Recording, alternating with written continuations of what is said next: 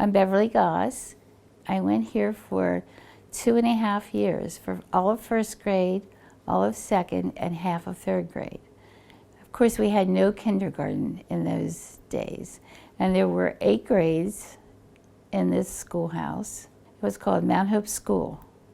In first grade, we sat up front, and our desks were smaller, and they were screwed into the floor, and my seat was a part of the person who sat in back of me. Their desk was attached. And we had rows of smaller ones for first grade, then they would get a little larger for second and third, and they kept going up in size, and those in the back row, the whole way across, were for the 8th graders. And so it came up for sale, and my mother and father purchased it. It was going to be their retirement home. That never materialized, and they never got to live here. But we then later moved in 1971, and we rented for several years from my parents, and then we decided to purchase it.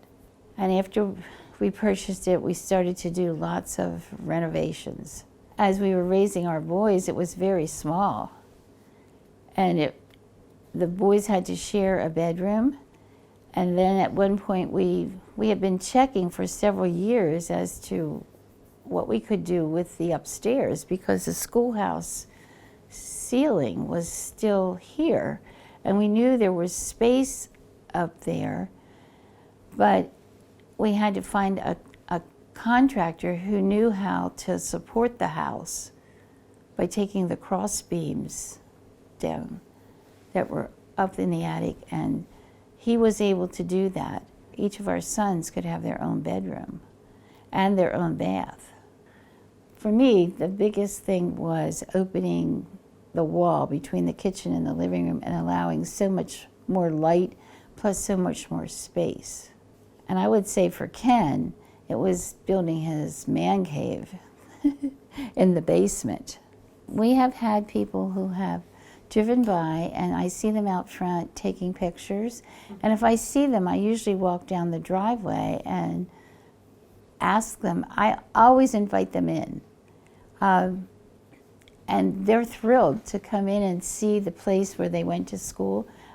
Frequently, I run into someone who says, I've been in that house. And just recently, I met someone who said her father passed away. And she just asked me last November if she could come and tour this and take pictures, just in memory of, as a memory of where her father went to school. And I happen to have a picture of her father. And they're always thrilled to get a picture. We really wanted to keep the shape of the outside, keep the shape of the schoolhouse.